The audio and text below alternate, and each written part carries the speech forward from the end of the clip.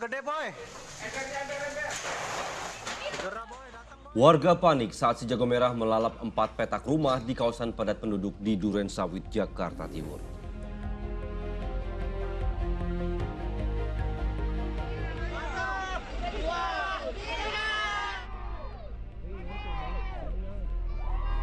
Petugas dibantu warga berjibaku mengevakuasi sebuah mobil pick-up yang terjun bebas ke jurang sedalam 50 meter.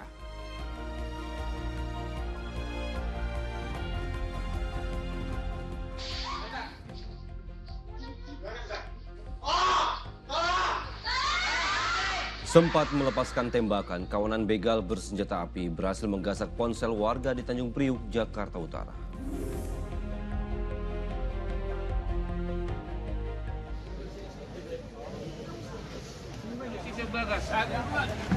Isak tangis keluarga mewarnai kedatangan jenazah wanita yang jasadnya ditemukan terbungkus karung di sebuah sungai di Tasikmalaya, Jawa Barat.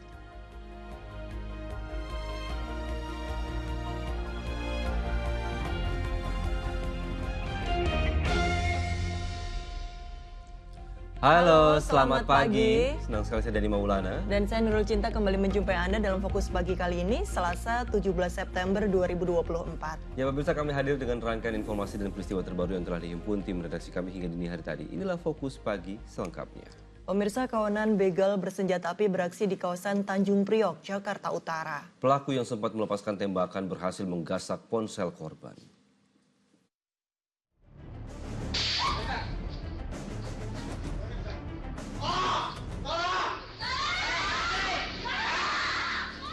Kamera pengawas merekam detik-detik saat begal bersenjata api beraksi di sebuah tempat gadai di kawasan Warakas, Tanjung Priok, Jakarta Utara. Satu dari 3 begal yang berboncengan motor menghampiri para korban yang sedang duduk-duduk di teras ruko, lalu melepaskan tembakan.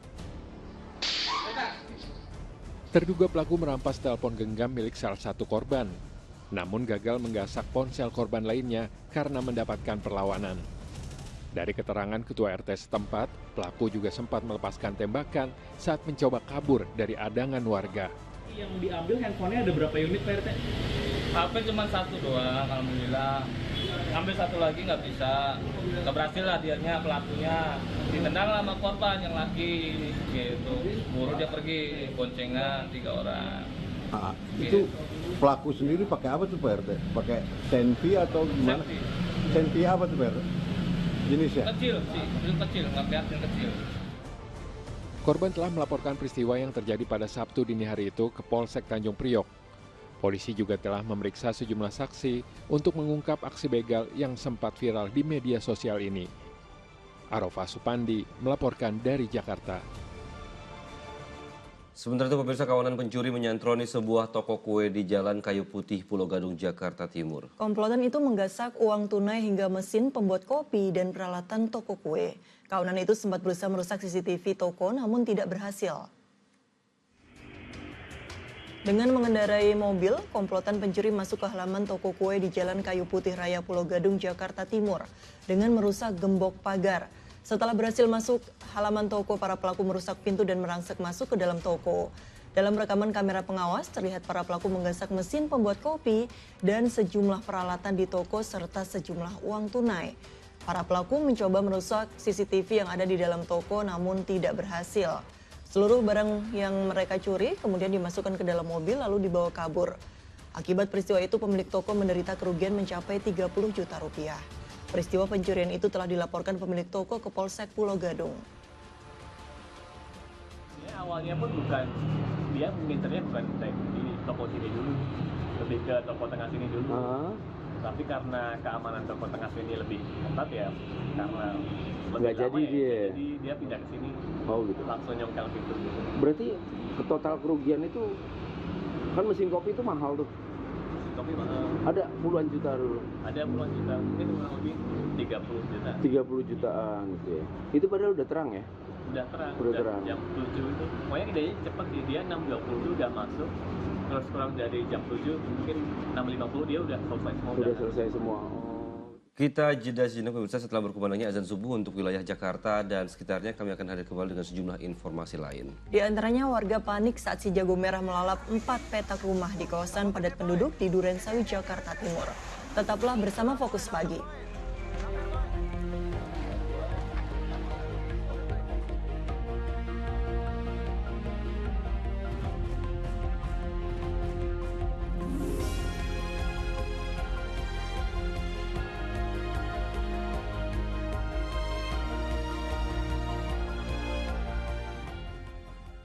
Kini kita lanjutkan informasi di Fokus Pagi. Diduga karena korsleting listrik, 4 rumah petak di Durensawi, Jakarta Timur ludes terbakar. Warga panik lantaran lokasi kejadian berada di tengah permukiman yang padat. Tambah gede, boy. Sejumlah warga mencoba memadamkan api dengan peralatan seadanya ketika terjadi kebakaran di Jalan Dermaga, Klender, Durensawit, Jakarta Timur, Senin pagi. Warga panik lantaran khawatir api merambat ke bangunan-bangunan lainnya karena kebakaran terjadi di tengah pemukiman padat. Kebakaran awalnya terlihat di bagian atas, salah satu rumah yang terbakar, kemudian api yang kian membesar menjalar ke rumah lainnya yang berdekatan. Akibatnya 4 rumah petak ludes terbakar. Tadi saya lagi makan di dalam, di tetangga ini dok pintu ke tengah. Saya keluar, ada apa? Ternyata udah ada asap. Susah buka pintu itu, Pak. Tapi umpamanya tadi langsung dibuka, mungkin nggak segede gini. Itu lama gitu. Dok. Orang pada dok. Amukan si jago merah dapat diatasi dalam tempo 1 jam setelah dikerahkan 11 mobil pemadam kebakaran. Diduga peristiwa itu dipicu korsleting listrik dari peralatan elektronik yang digunakan warga. Untuk memastikan penyebab kebakaran, polisi melakukan penyelidikan di lokasi kejadian. Ini untuk penyebab kebakaran, dugaan sementara dari short circuit yang terjadi di kabel atau perangkat elektronik rumah warga. Dan ini ada 2 kakak dan 5 jiwa. Tidak ada korban jiwa dalam peristiwa tersebut. Namun seorang warga harus mendapat penanganan medis akibat kebakaran. Triwibowo melaporkan dari Jakarta. 2 mobil mengalami kecelakaan dan terguling ke jurang di Jalan Lintas Padang Parangpanjang, Sumatera Barat. Sementara itu sebuah mobil pickup terjun bebas ke dalam jurang sedalam 50 meter di Polewali Mandar, Sulawesi Barat. 3 penumpang terluka.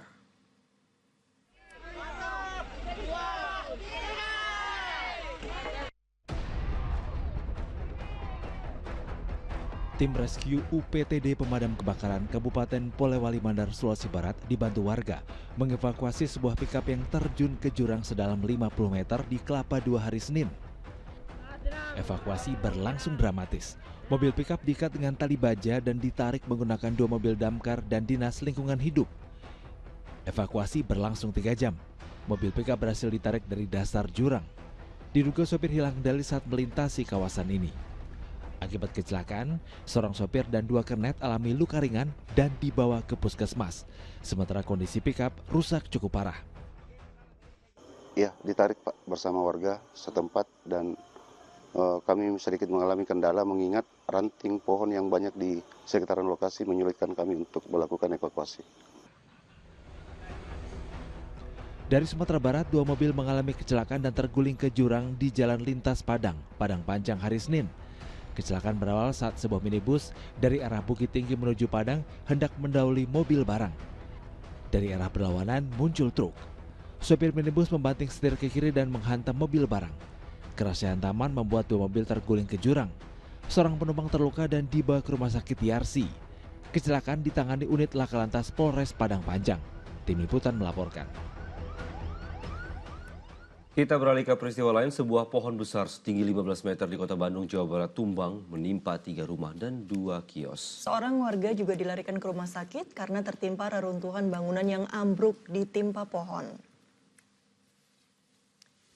Tidak ada angin, tidak ada hujan, pohon setinggi 15 meter di Jalan Riau, Kota Bandung, Jawa Barat tumbang. Akibatnya 3 rumah warga dan 2 kios rusak akibat tertimpa batang pohon. Pohon yang roboh secara tiba-tiba membuat sejumlah warga sempat terjebak di dalam bangunan. 1 orang mengalami luka dan dibawa ke rumah sakit. Petugas damkar yang datang ke lokasi langsung mengevakuasi batang pohon dengan menggunakan mesin pemotong. Diduga pohon tua itu tumbang akibat dampak gempa di Sukabumi yang terjadi sehari sebelumnya. Kata Tunggal Parido udah ada retakan sih.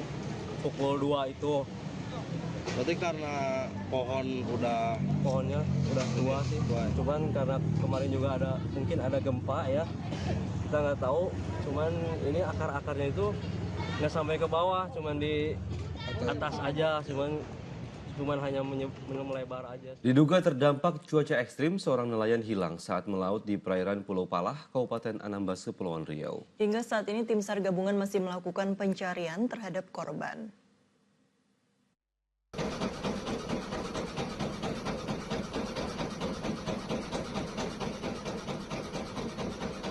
Seorang nelayan bernama Effendi diduga jatuh ke laut saat mencari ikan pada Minggu 15 September 2024. Perahu nelayan ini diduga dihantam angin disertai gelombang tinggi yang terjadi di perairan Pulau Palah, Kabupaten Anambas. Pasca kejadian, mesin perahu korban ditemukan dalam kondisi masih menyala di tengah laut. Tim SAR gabungan melakukan operasi pencarian terhadap warga desa Payalaman, Kecamatan Kute Siantan, Anambas tersebut. Rekan korban menjumpai pompong dalam keadaan mesin hidup namun tanpa awak. Jadi rekan korban menarik pompong tersebut menuju pelabuhan desa Pailaman, kemudian melaporkan hal tersebut kepada Posar Anambas. Karena cuaca yang ekstrim dengan gelombang mencapai 4 meter, tim SAR alami kesulitan menemukan korban. Rencananya pencarian kembali dilakukan hari Selasa. Aulia Ihsan melaporkan dari Anambas, Kepulauan Riau.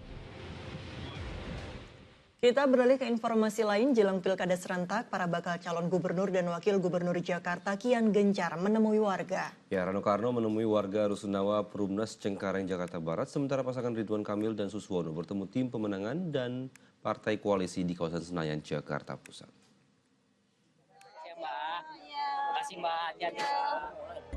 Didampingi Ketua Harian DPP Partai Gerindra Sufmi Dasko dan Ketua Tim Pemenangan Riza Patria, pasangan bakal calon gubernur dan wakil gubernur Jakarta Ridwan Kamil dan Suswono menemui tim pemenangan dan partai koalisi di kawasan Senayan, Jakarta Pusat Senin siang. Dalam kesempatan itu, Ridwan Kamil dan Suswono menyampaikan strategi, pembagian tugas, dan target kemenangan dalam Pilkada Jakarta 2024. Pasangan yang diusung 15 partai politik itu menargetkan menang dalam satu putaran. Bagaimana pemenangan, target harus menang satu putaran, yang dihitung wilayah-wilayahnya di mana yang akan lebih banyak aktivitas, kemudian intinya semua partai, anggota-anggota DPRD-nya harus bergerak. Sementara kehadiran bakal calon wakil gubernur Jakarta Rano Karno di Rusunawa Perumnas Cengkareng, Jakarta Barat Senin sore langsung disambut oleh ibu-ibu yang ingin berfoto bersama. Dalam pertemuan yang digelar di Sekretariat RW 06, Rano Karno berbincang bersama warga untuk menampung berbagai aspirasi dan keluhan mereka, antara lain persoalan banjir dan tidak adanya tempat pendidikan anak usia dini atau PAUD di rusun tersebut. Rano Karno berjanji akan merespon keluhan warga dengan memperhatikan pendidikan anak-anak di rusun. Ini kan bangunan Indonesia, tapi bukan berarti Pemda DKI juga tidak ada di sini, pasti ada. Itu yang kita simpel. Sekolah, contoh di sini dulu ada PAUD, sekarang PAUD-nya jauh, nah, itu kan harus kita dengar. SD, SMP ada nggak? Ada bang, tapi jauh. Nah, ini bagian bagaimana cara kita mendekatkan ini. Dari Rusunawa Perumnas Cengkareng, Rano Karno lanjut menyapa warga Kalideres, Jakarta Barat. Tim Liputan melaporkan. Safari politik juga dilakukan bakal calon gubernur dan wakil gubernur Jawa Tengah. Bacawagup Jateng Hendrar Prihadi menghadiri kegiatan rapat pimpinan Lembaga Dakwah Islam Indonesia LDII wilayah Jawa Tengah di Kota Semarang. Ya, dan sementara itu pemirsa Bacagup Jateng Ahmad Lutfi yang menemui warga Kampung Nelayan Tamblak Loro.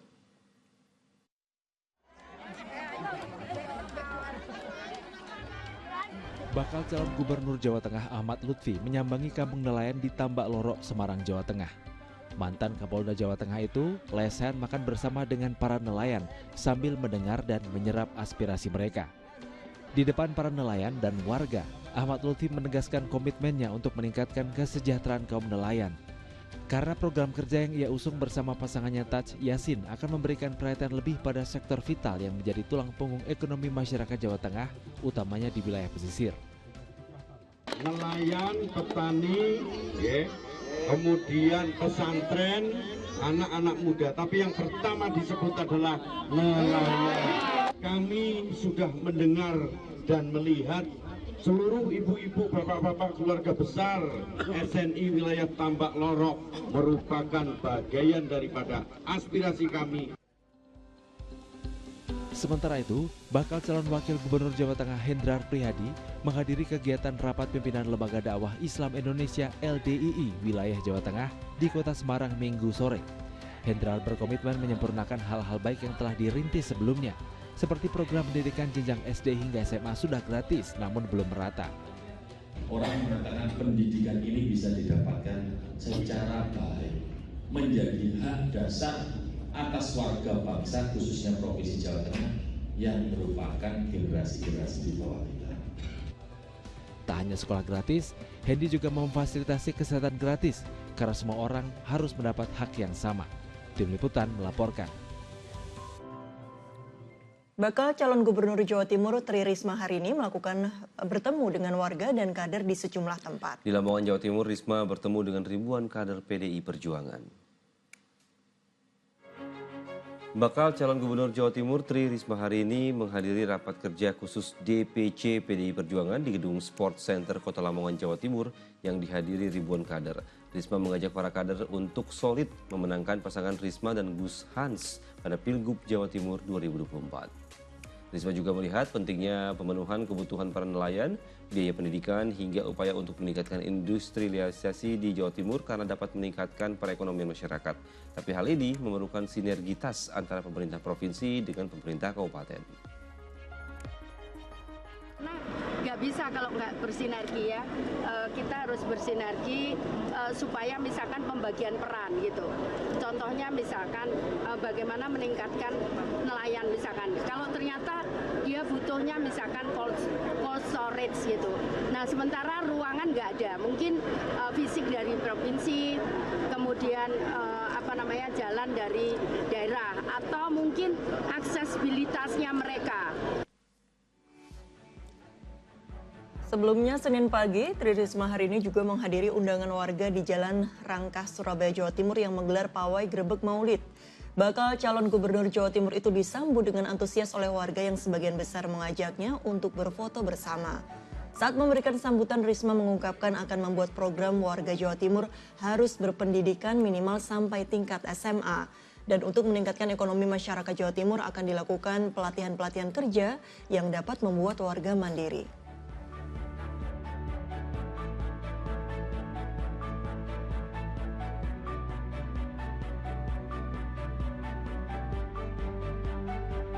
Dua hari tidak masuk kerja, seorang kepala sekolah di Kabupaten Labuhan Batu Selatan, Sumatera Utara ditemukan tewas mengenaskan di ruang tamu rumahnya. Informasi lengkapnya akan disampaikan oleh Nurul Cinta sesaat lagi hanya di Fokus Pagi.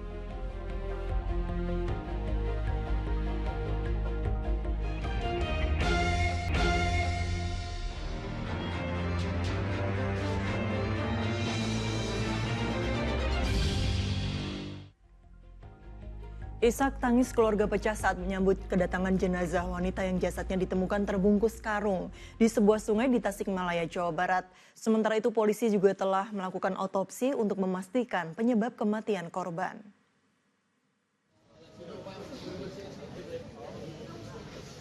Jenazah wanita yang jasadnya ditemukan terbungkus karung di Sungai Cipinaha akhirnya diserahkan ke pihak keluarga dan langsung disemayamkan di Gereja Kristen Pasundan, Kota Tasikmalaya, Jawa Barat pada Senin malam. Kedatangan jenazah disambut isak tangis keluarga yang masih tak menyangka korban tewas dengan cara yang mengenaskan. Sebelum diserahkan ke pihak keluarga, korban telah menjalani otopsi lebih dulu yang dilaksanakan oleh Satreskrim Polres Tasikmalaya di RSUD Kiai Haji Mustafa. Meski begitu, polisi masih belum bisa menyimpulkan penyebab kematiannya. Petugas masih menunggu pemeriksaan laboratorium untuk memastikan penyebab kematian secara klinis. Memang dari hasil otopsi yang baru saja selesai dilaksanakan, kemudian disamakan dengan tanda-tanda atau ciri-ciri fisik ataupun memang biologis daripada korban, ada kesamaan daripada orang yang hilang 2 atau 3 hari kebelakang di Tasik Kota. Sebelumnya warga Jatiwaras, Tasikmalaya, Jawa Barat dikejutkan dengan karung berisi mayat wanita lansia di bawah jembatan Sungai Cipinaha pada Minggu siang. Saat ditemukan jasad korban sudah dalam keadaan rusak dan membusuk. Diduga korban tewas dibunuh karena terdapat luka di bagian wajah dan lehernya. Eko Setiabudi melaporkan dari Tasikmalaya, Jawa Barat. Seorang kepala sekolah SMP negeri di Kabupaten Labuhan Batu Selatan, Sumatera Utara tewas mengenaskan di ruang tamu rumahnya. Penyebab kematian masih diselidiki polisi.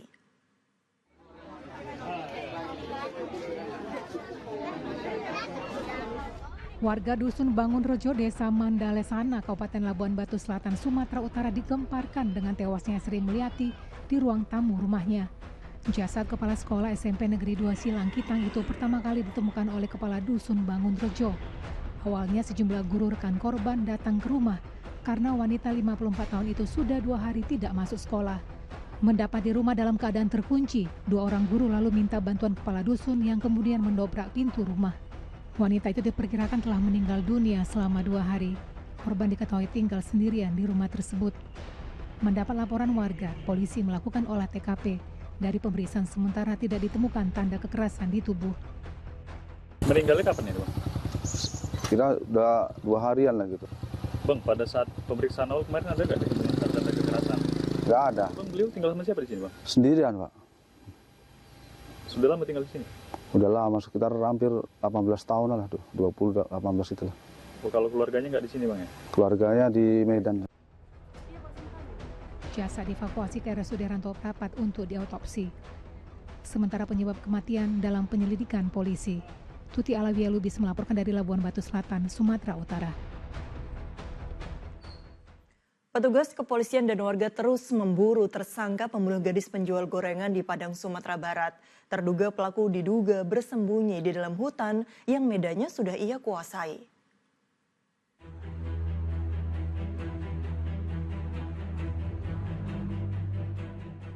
Inilah hutan di kawasan Kayu Tanam yang diduga menjadi lokasi persembunyian tersangka kasus pembunuhan wanita penjual gorengan yang jasadnya dikubur tanpa busana di Negara Igugua, Padang Pariaman, Sumatera Barat.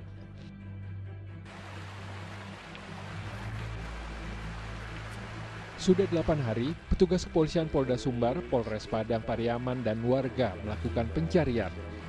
Namun, tersangka belum berhasil dibekuk. Tersangka ini yang sudah kami tetapkan adalah warga sekitar sini juga. Mungkin sedikit banyaknya dia sudah menguasai Medan, namun tetap itu tidak menyurutkan tekad kami yang tetap berusaha semaksimal mungkin dalam mencari tersangka.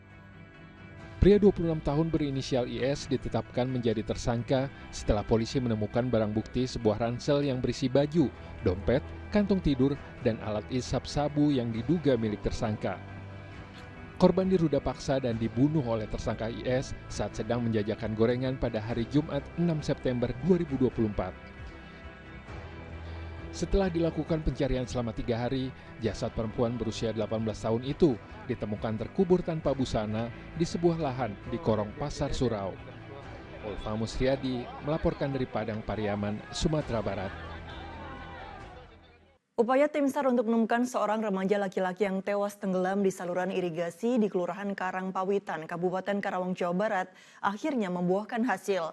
Jasad ditemukan sejauh 2 km dari lokasi awal korban terseret air hingga tenggelam.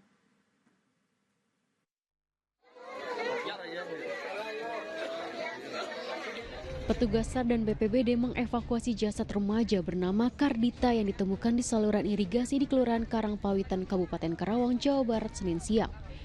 Jasad ditemukan setelah petugas SAR melakukan pencarian selama 2 hari dan ditemukan 2 km dari lokasi awal korban terseret arus. Jasad kemudian dievakuasi ke rumah duka di Kampung Pasir Topus, Kelurahan Karangpawitan, Kabupaten Karawang dan disambut isak tangis keluarga. Kondisinya masih timbul tenggelam. Tadi kebetulan teman-teman melihat kepalanya ya. Kemudian di situ sudah standby perahu, langsung dekatin, langsung dievakuasi begitu juga.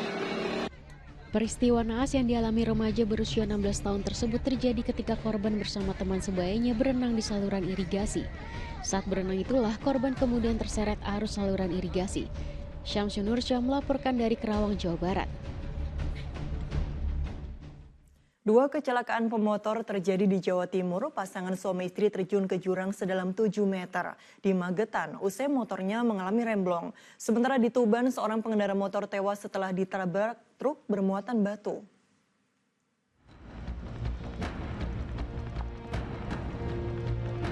Kamera pengawas di Jalan Desa Lerenwetan, Kecamatan Palang, Kabupaten Tuban, Jawa Timur merekam kecelakaan yang melibatkan sepeda motor dan truk bermuatan batu. Korban bernama Suwono kala itu mengendarai motornya menuju masjid untuk salat berjamaah. Tiba-tiba pria berusia 60 tahun itu ditabrak truk dari arah berlawanan. Kerasnya benturan membuat korban dan motornya terseret hingga 7 meter. Luka parah di bagian kepala membuat Suwono meninggal dunia. Dari hasil pemeriksaan, kecelakaan diduga akibat supir truk kelelahan dan mengantuk sehingga tidak berkonsentrasi saat mengemudi. Entah kenapa kendaraan truk ini bergerak ke kanan, masuk ke lajur kanan, kemudian mengalami kecelakaan dengan Honda Supra Nopal 5759 yang dikemudikan oleh Pak Suwono. Otomatis pada saat terjadi benturan, korban sempat terseret sekitar 5-7 meter. Kecelakaan pemotor juga terjadi di Desa Dadi, Kecamatan Pelausan, Kabupaten Magetan, Jawa Timur, Senin siang. Pasangan suami istri asal Nganjuk terjun ke jurang sedalam 10 meter setelah motor yang dikendarai mengalami remblong di jalan menurun. Kedua korban telah dibawa ke RSUD Dr. Saidiman Magetan karena luka yang diderita. Sang mengendalikan kendaraannya banting ke kiri, menabrak pohon mangga, terus orangnya terpelanting ke jurang. Luka untuk yang depan itu mengalami patah tangan kanan, yang dibonceng dari istrinya itu patah kaki kiri. Kasus kecelakaan kini ditangani unit Laka Lantas Polres Magetan, sementara motor korban diamankan untuk barang bukti. Tim Liputan melaporkan. Sebuah tower bus transceiver station atau BTS yang berada di pinggir Jalan Asia Afrika Senayan, Jakarta Pusat terbakar. Sementara di Cilegon, Banten, seorang pemilik kios bengkel mengalami luka bakar saat berupaya memadamkan api yang menghanguskan bengkelnya. Kepulan asap hitam pekat membubung tinggi ke udara saat kobaran api menghanguskan kios bengkel tambal ban di Jalan Raya Cilegon Merak, Kota Cilegon, Banten. Kebakaran yang terjadi tepat di pinggir jalan membuat para pengguna jalan tidak ada yang berani melintas. Ditambah lagi dengan banyaknya material seperti ban bekas yang mudah terbakar, membuat api cepat membesar. Akibat peristiwa ini, pemilik kios bengkel mengalami luka bakar di bagian tangannya saat berusaha memadamkan api. Kobaran api akhirnya berhasil dipadamkan setelah petugas damkar berjibaku selama 4 jam. Korsleting listrik diduga jadi penyebab kebakaran.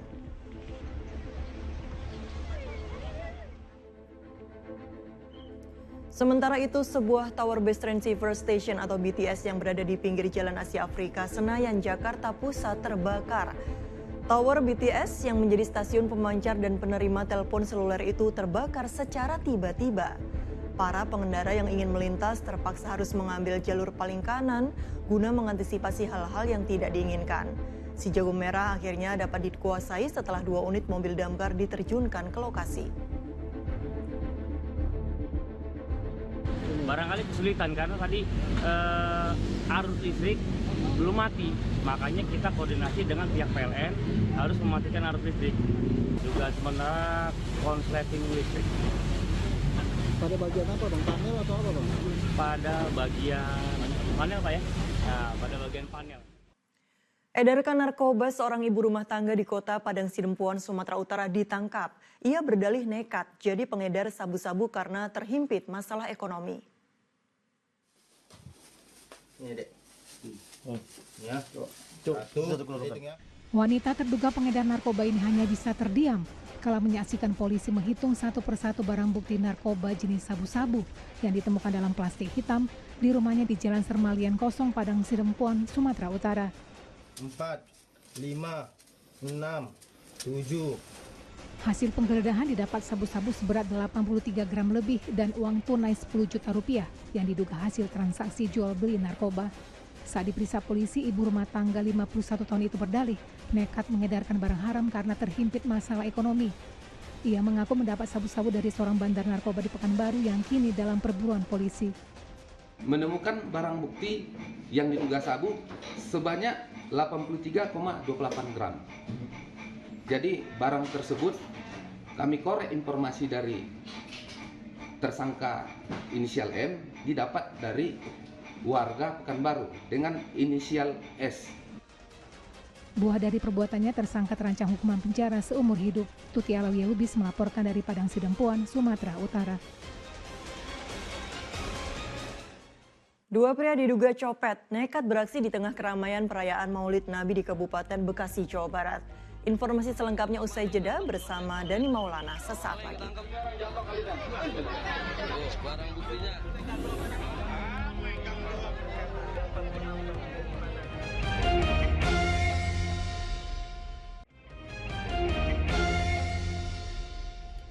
Anda kembali menyaksikan Fokus Pagi, kali ini bersama saya Dani Maulana. Pemirsa, percikan api diduga akibat terbakarnya pipa gas Pertamina di Prabu Muli, Sumatera Selatan merembet ke kandang ayam milik warga hingga terbakar. Sementara itu di Grobogan, Jawa Tengah, sebuah peternakan ayam yang berisi belasan ribu ekor ayam ludes dilalap si jago merah.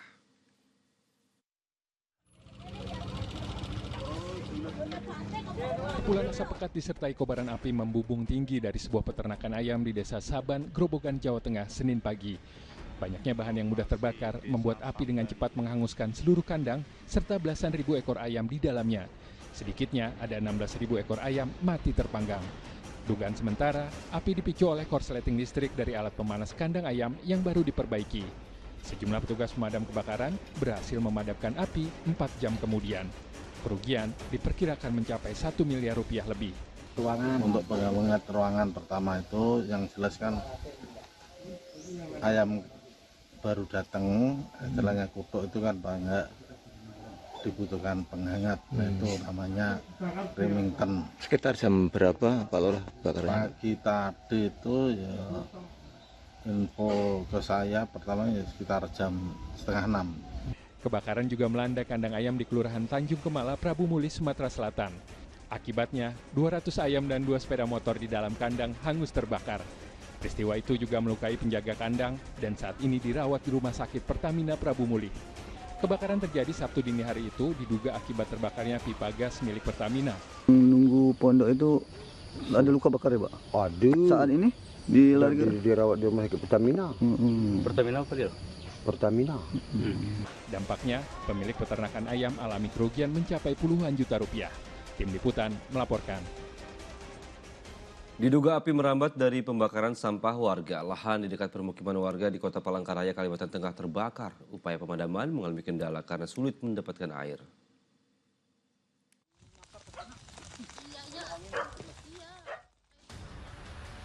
Petugas pemadam kebakaran Kota Palangkaraya, Kalimantan Tengah berjibaku memadamkan api yang membakar lahan di Jalan Danau Sari, Kota Palangkaraya, Senin siang. Petugas harus bekerja cepat karena lahan yang terbakar tersebut berdekatan dengan pemukiman warga dan dikhawatirkan api cepat menjalar. Kurangnya sumber air menyulitkan petugas memadamkan api. Belum lagi lahan yang terbakar merupakan lahan gambut dan harus membutuhkan banyak air untuk memadamkan api. 2 jam kemudian api akhirnya berhasil dipadamkan. Ini tadi sumber air jauh dari titik api, Bang. Jadi rekan-rekan harus menarik selang panjang kurang lebih 120 sampai 150 meter. Untuk Kota Palangkaraya beberapa hari ini udah nggak ada turun hujan lagi, kurang lebih 10 harian. Jadi untuk intensitas terbakar cukup rawan gitu. Belum diketahui secara pasti pemicu kebakaran tersebut, namun diduga api menjalar dari pembakaran sampah warga sekitar. Saat ini kebakaran hutan dan lahan di Palangkaraya, Kalimantan Tengah mulai sering terjadi. Bahkan titik api yang terdeteksi dalam sehari mencapai 5 titik api. Syahrul Mubarak melaporkan dari Palangkaraya, Kalimantan Tengah. Pemirsa, 2 orang pria diduga copet nekat beraksi di tengah keramaian perayaan Maulid Nabi di Kabupaten Bekasi, Jawa Barat. Keduanya pun menjadi bulan-bulanan warga. Dari tangan terduga pelaku ditemukan 5 ponsel yang diduga hasil curian. Tangkap copet tuh. 2 pria ini hanya bisa pasrah usai diamankan petugas saat perayaan Maulid Nabi di Masjid Jami At-Taqwa Babelan, Kabupaten Bekasi, Jawa Barat, Senin siang. Keduanya tertangkap usai mencopet ponsel milik jemaah. Massa yang geram lantas mengeroyok keduanya hingga babak belur. Saat beraksi, 2 pria itu berbaur dengan jemaah yang lain, serta berpakaian layaknya orang hendak beribadah. Mereka memanfaatkan kepadatan massa untuk mencopet. Namun aksi keduanya terungkap saat korban menyadari ponselnya hilang lalu berteriak. Ketika ditangkap, turut didapati 5 ponsel yang diduga hasil curian dari tangan para terduga pelaku. Iya, dan pas dia kasih tahu video ada maling, ya mudah-mudahan ada di saya gitu. Masa lagi desek-desekan gitu? Iya, gimana? Sini. Polisi masih memeriksa kedua terduga copet di Polsek Babelan karena dicurigai adanya pelaku lain dalam kasus ini. Muhabar melaporkan dari Kabupaten Bekasi, Jawa Barat. Pemirsa, warga antusias mendapatkan hasil bumi dan makanan dari 2 pasang gunungan yang dibawa dalam perayaan Grebek Maulid di Solo, Jawa Tengah. Kerumunan warga memenuhi jalan yang dilalui kirap dari Keraton Surakarta hingga ke Masjid Agung Surakarta.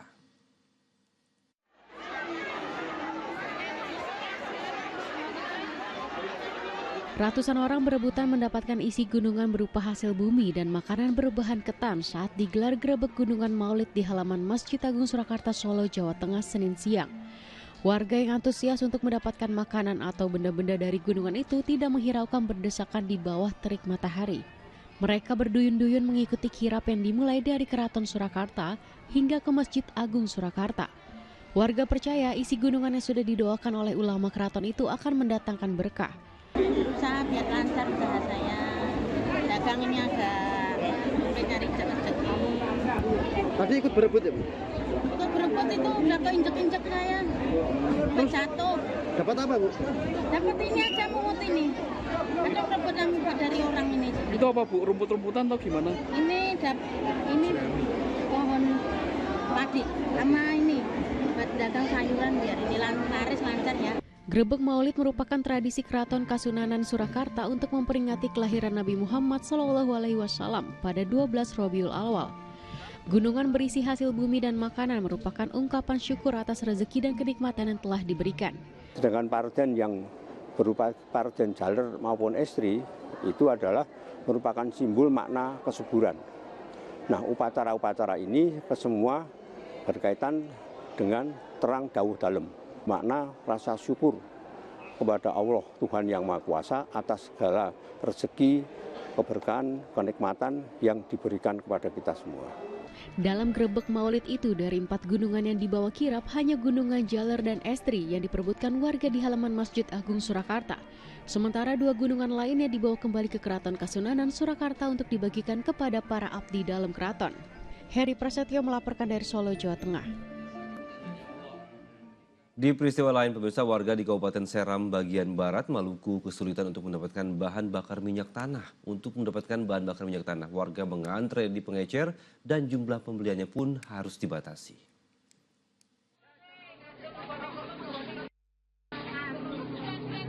Warga yang kesulitan mendapatkan minyak tanah berdesak-desakan masuk ke sebuah toko di Desa Waimital, Kabupaten Seram bagian Barat, Maluku.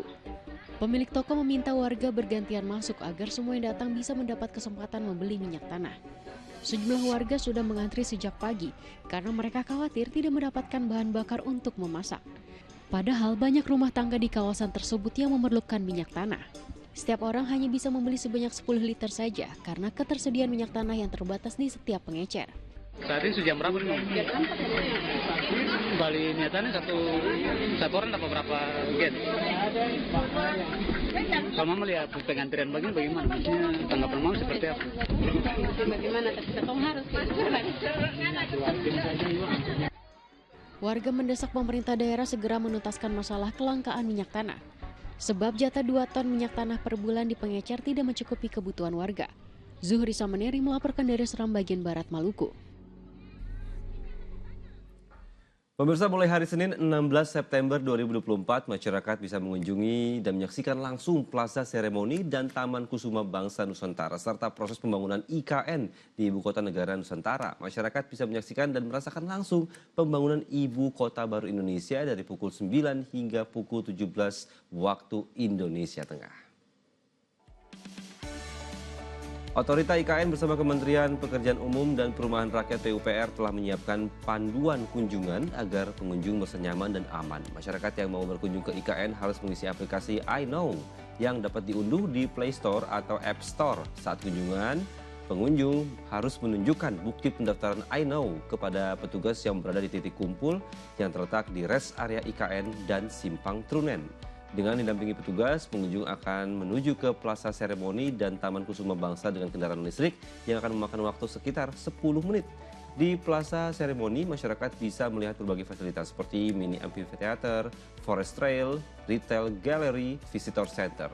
Dan untuk di Taman Kusuma Bangsa akan terlihat kantor Kemenko, Istana Garuda, dan juga Istana Negara. Karena masih dalam proses pembangunan, jumlah pengunjung dibatasi maksimal 300 orang per harinya.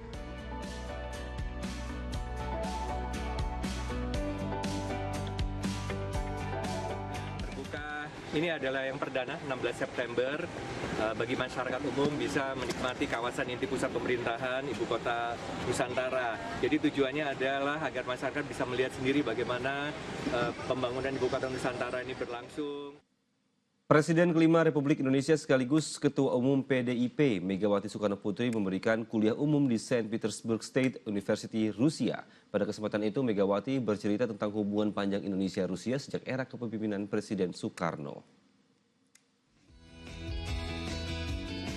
Presiden kelima Republik Indonesia Megawati Soekarno Putri kembali melakukan kunjungan resmi ke Saint Petersburg, Rusia. Dalam kunjungan tersebut, Megawati turut memberikan kuliah umum di Saint Petersburg State University, sekaligus dalam rangka memperingati hari ulang tahun ke-300 universitas tertua di Rusia itu. Pada kesempatan tersebut, Megawati mengulas perjalanan panjang antara Indonesia dan Rusia. Salah satunya adalah hal fundamental yang tidak berubah dalam hubungan kedua negara, yakni komitmen untuk hidup berdampingan secara damai.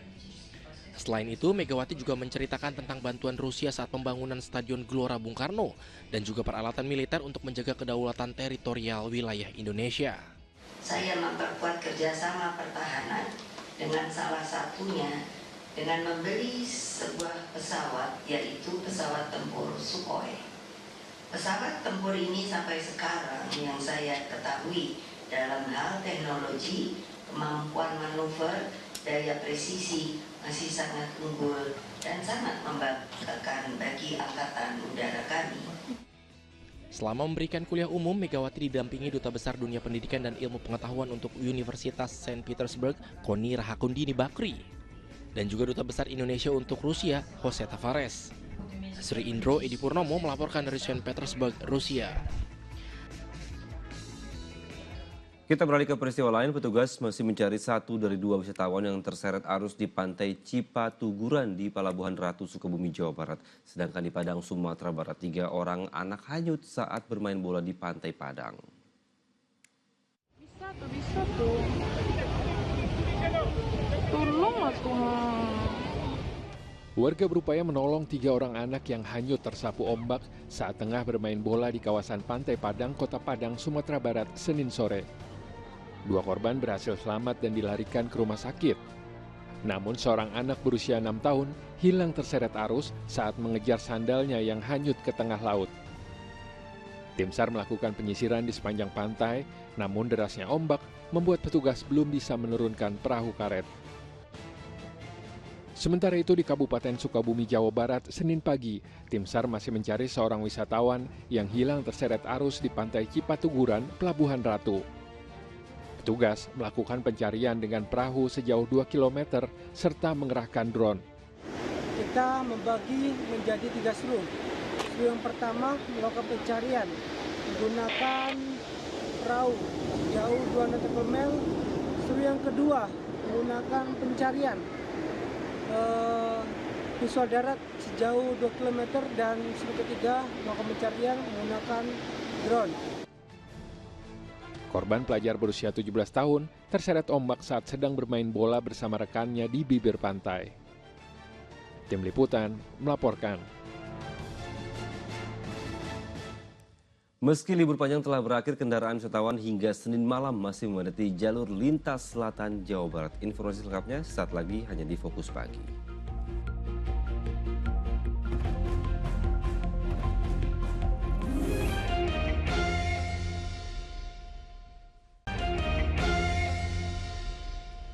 Anda kembali menyaksikan Fokus Pagi bersama saya Dani Maulana. Dan saya Nurul Cinta. Kita lanjutkan informasi pagi hari ini. 2 mobil mengalami kecelakaan dan terguling ke jurang di Jalan Lintas Padang Parangpanjang, Sumatera Barat. Sementara itu sebuah mobil pickup terjun bebas ke jurang sedalam 50 meter di Polewali Mandar, Sulawesi Barat. 3 penumpang terluka.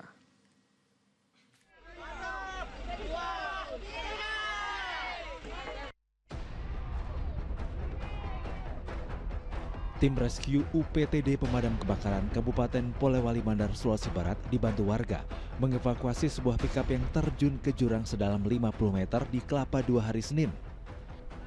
Evakuasi berlangsung dramatis. Mobil pikap diikat dengan tali baja dan ditarik menggunakan 2 mobil damkar dan dinas lingkungan hidup. Evakuasi berlangsung 3 jam. Mobil pikap berhasil ditarik dari dasar jurang. Diduga sopir hilang kendali saat melintasi kawasan ini. Akibat kecelakaan, seorang sopir dan 2 kernet alami luka ringan dan dibawa ke puskesmas. Sementara kondisi pikap rusak cukup parah. Ya, ditarik Pak bersama warga setempat dan kami sedikit mengalami kendala mengingat ranting pohon yang banyak di sekitaran lokasi menyulitkan kami untuk melakukan evakuasi. Dari Sumatera Barat, 2 mobil mengalami kecelakaan dan terguling ke jurang di Jalan Lintas Padang, Padang Panjang hari Senin. Kecelakaan berawal saat sebuah minibus dari arah Bukit Tinggi menuju Padang hendak mendahului mobil barang. Dari arah berlawanan muncul truk. Sopir minibus membanting setir ke kiri dan menghantam mobil barang. Kerasnya hantaman membuat 2 mobil terguling ke jurang. Seorang penumpang terluka dan dibawa ke rumah sakit Yarsi. Kecelakaan ditangani unit Laka Lantas Polres Padang Panjang. Tim Liputan melaporkan. Seorang pemotor di Tuban, Jawa Timur tewas setelah ditabrak truk bermuatan batu. Diduga sopir truk kelelahan dan mengantuk sehingga tidak berkonsentrasi saat mengemudi.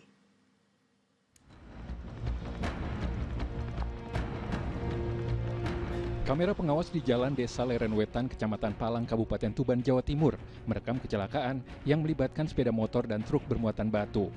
Korban bernama Suwono, kala itu mengendarai motornya menuju masjid untuk salat berjamaah. Tiba-tiba pria berusia 60 tahun itu ditabrak truk dari arah berlawanan. Kerasnya benturan membuat korban dan motornya terseret hingga 7 meter. Luka parah di bagian kepala membuat Suwono meninggal dunia. Entah kenapa kendaraan truk ini bergerak ke kanan, masuk ke lajur kanan, kemudian mengalami kecelakaan dengan Honda Supra Nopal 5759 yang dikemudikan oleh Pak Suwono. Otomatis pada saat terjadi benturan, korban sempat terseret sekitar 5-7 meter. Dari hasil pemeriksaan, kecelakaan diduga akibat supir truk kelelahan dan mengantuk sehingga tidak berkonsentrasi saat mengemudi. Tim Liputan melaporkan. Kita ke informasi selanjutnya, libur panjang berakhir, masyarakat yang telah berlibur kembali ke kota asalnya hingga menimbulkan kemacetan. Seperti di jalur selatan Jawa Barat pada Senin malam terjadi kepadatan arus balik ke arah Bandung dan juga ke arah Jakarta. Selesainya masa libur panjang, kemacetan terjadi di jalur selatan Jawa Barat pada Senin malam, terpantau sejak dari Ciawi, Tasikmalaya hingga ke Limbangan, Garut. Kendaraan dari arah Tasikmalaya mengalami perlambatan, bahkan sering terhenti hingga terlihat padat memanjang. Kemacetan panjang karena peningkatan arus kendaraan yang pulang setelah liburan. Selain itu, banyaknya titik macet seperti persimpangan dan jalan yang sempit serta berkelok.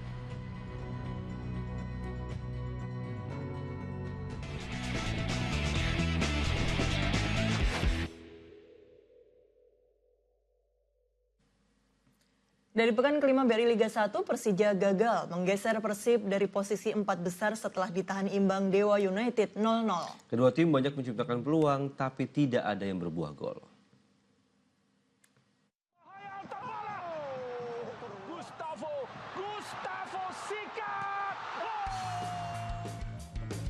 Kembali bermain di Stadion Gelora Bung Karno, Jakarta, jadi tambahan motivasi Persija saat menjamu Dewa United pada pekan kelima BRI Liga 1 Senin malam. Dukungan ribuan Jakmania tak membuat tim tamu gentar. Mereka hampir unggul di menit ke-24, andai tendangan Altabalah tak dimentahkan kiper Carlos Eduardo.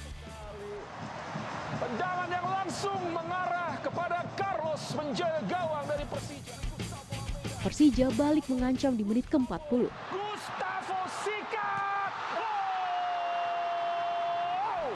Namun tendangan keras Gustavo Almeida masih mengenai tiang gawang.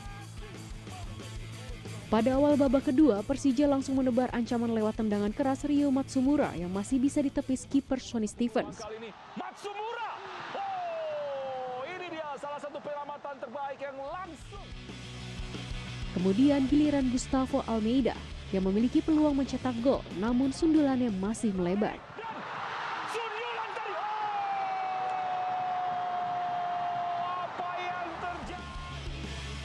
Sejumlah peluang Dewa United juga gagal berbuah gol karena rapatnya lini belakang tuan rumah.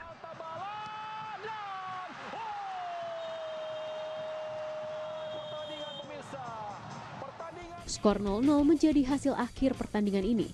Hasil seri membuat Persija gagal menggeser Persib dari 4 besar, sedangkan Dewa United tertahan di urutan 8. Tim Liputan melaporkan. Di laga lainnya, PSS Sleman masih belum bisa meraih kemenangan pada musim ini. Tim Malang Jawa harus puas bermain imbang 0-0 saat bertandang ke markas Bali United.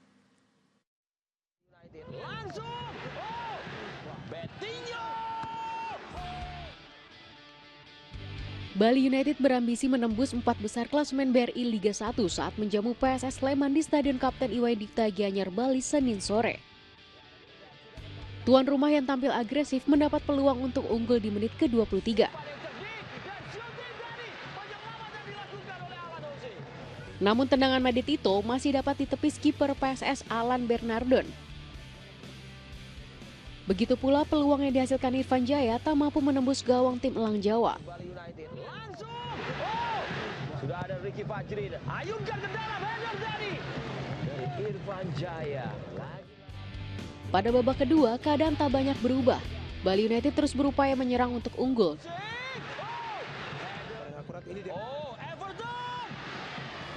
Namun lemahnya penyelesaian akhir membuat gol tak kunjung tercipta. Sebaliknya, PSS beberapa kali mengancam, salah satunya lewat tendangan bebas Betinho yang bisa ditepis Fitrul Dwi Rustapa.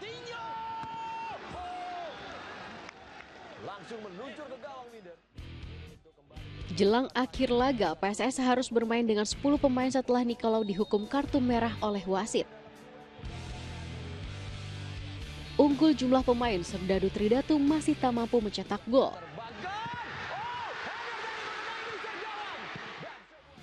Skor 0-0 tak berubah hingga wasit meniup peluit akhir. Hasil ini membuat Bali United gagal menembus 4 besar, sedangkan PSS masih terpuruk di dasar klasemen. Tim Liputan melaporkan. Duel dua tim papan bawah akan tersaji di Stadion Iwayan Dipta Gianyar, Bali saat tuan rumah PSBS Biak menjamu Madura United. Sementara itu di laga ini tim promosi Malut United akan menghadapi ujian berat saat menghadapi pemuncak klasemen sementara BRI Liga 1 Borneo FC. Pemuncak klasemen sementara BRI Liga 1 Borneo FC akan melakoni laga pekan kelima dengan menghadapi tim promosi Malut United di Stadion Batakan, Balikpapan, Kalimantan Timur pada Selasa malam. Dalam 4 laga yang telah dijalani, Pesut Etam tampil begitu superior dengan 3 kemenangan, sekali imbang dan belum tersentuh kekalahan. Hasil yang nyaris sempurna ini membuat para pemain Borneo optimis untuk bisa kembali mengamankan 3 poin di hadapan publik sendiri. Di kubu seberang, Malut United tentu tak akan gentar begitu saja. Meski berstatus sebagai tim promosi, Malut United tetap mampu menampilkan performa apik. Skuad asuhan Imran Nahumaruri yang saat ini bercokol di peringkat ke-8 tercatat sebagai 4 tim di BRI Liga 1 yang juga belum merasakan kekalahan. Pertandingan lain yang tak kalah seru pada pekan kelima BRI Liga 1 adalah duel PSBS Biak menghadapi Madura United. Kehadiran Marcos Guillermo sebagai pelatih baru langsung memberikan dampak positif bagi PSBS Biak. Badai Pasifik yang sebelumnya terpuruk dengan 3 kekalahan awal, akhirnya mampu memutus catatan negatif dan sukses memetik kemenangan perdana di laga terakhirnya dengan mengalahkan Persija. Sementara itu, Madura United yang berada 1 strip di atas dasar klasemen akan berupaya bangkit. Meski sulit kan harus melakoni laga tandang, para pemain Laskar Sape Kerap akan berusaha maksimal mengamankan poin penuh demi bisa membawa Madura United keluar dari zona merah. Tim Liputan melaporkan.